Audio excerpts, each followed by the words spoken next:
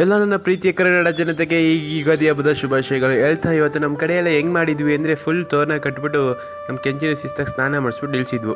ಹಾಗೆ ಮನೆಯಲ್ಲಿ ಪೂಜೆ ಮಾಡಬೇಕು, ಕಾಯಿ ಹಿಡ್ಕೊಬ ಅಂದರು, ಕಾಯಿನೂ ಸಹ ಹಿಡ್ಕೊಂಡು ಬಂದೆ. ಹಾಗೆ ಪೂಜೆ ಮಾಡು ಅಂದರು, ದೇವ್ರಿಗೆ ಪೂಜೆ ಮಾಡಿದೆ ಗೈಸ್. ಹಾಗೆ ಬೇವು ಬೆಲ್ಲ ತಿನ್ಕೊಬ ಅಂದ್ಬಿಟ್ಟು ಬೇವು ಬೆಲ್ಲ ಕೊಟ್ಟರು. ಬೇವು ಬೆಲ್ಲ ತಿನ್ನೋದು ಅಂದ್ಬಿಟ್ಟು ಈಚೆ ಕಡೆ ಬಂದು ತಿಂತಾಯಿದ್ರೆ ಫುಲ್ ಕೈ ಹೊಡಿತಾ ಐತೆ. ಕೈ ಹೊಡಿತಾ ಇದ್ರು ಪರವಾಗಿಲ್ಲ ಅಂದ್ಬಿಟ್ಟು ಲಾಸ್ಟ್ ಬೆಲ್ಲ ಇತ್ತಲ್ಲ, ಬೆಲ್ಲನೂ ತಿಂದೆ ಗೈಸ್. ಹಂಗೆ ಇದು ತಿಂದಾಗ ಏನು ಅನ್ನಿಸ್ತು ಅಂದರೆ ನಾವು ಹೋಗೋ ಜೀವನದಲ್ಲಿ ಕಷ್ಟ ಅನ್ನೋದು ಇದ್ದೇ ಇರುತ್ತೆ. ಅದು ನಿಂತಾಗೆ ಒಂದು ಸ್ವಲ್ಪ ಸುಖನ ಸಿಗೋದು.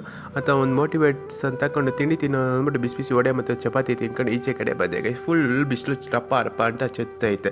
ರಪ್ಪ ರಪ್ಪ ಚೆತ್ತಾಗಿ ಸುಸ್ತಾಗ್ಬಿಟ್ಟಿತ್ತು ಅಂದ್ಬಿಟ್ಟು ಮನೇಲಿ ಜ್ಯೂಸ್ ಕೊಡಿ ಅಂದ್ಬಿಟ್ಟು ಪಾನಕ ಕಾಯಿಸ್ಕೊಟ್ಟಿದ್ರು. ನಮ್ಮ ಊರ ಕಡೆ ಎಲ್ಲ ಈ ಯುಗಾದಿ ಹಬ್ಬಕ್ಕೆ ಸ್ಪೆಷಲ್ ಅಂದರೆ ಪಾನಕ ಕಾಯಿಸ್ತಾರೆ ಗೈಸ್. ಸಕ್ಕತ್ತಾಗಿರುತ್ತೆ. ಬೆಲ್ಲ ಮತ್ತು ಎಮ್ಮೆ ರಸ ಹಾಕ್ಬಿಟ್ಟು ಹಿಂಗೆ ಮಾಡ್ತಾರೆ. ಅದು ಕುಡಿತಾ ಇರೋ ಮಜನೇ ಬೇರೆ. ಹೆಂಗಿತ್ತು ಅಂದರೆ ಅದ್ಭುತವಾಗಿತ್ತು.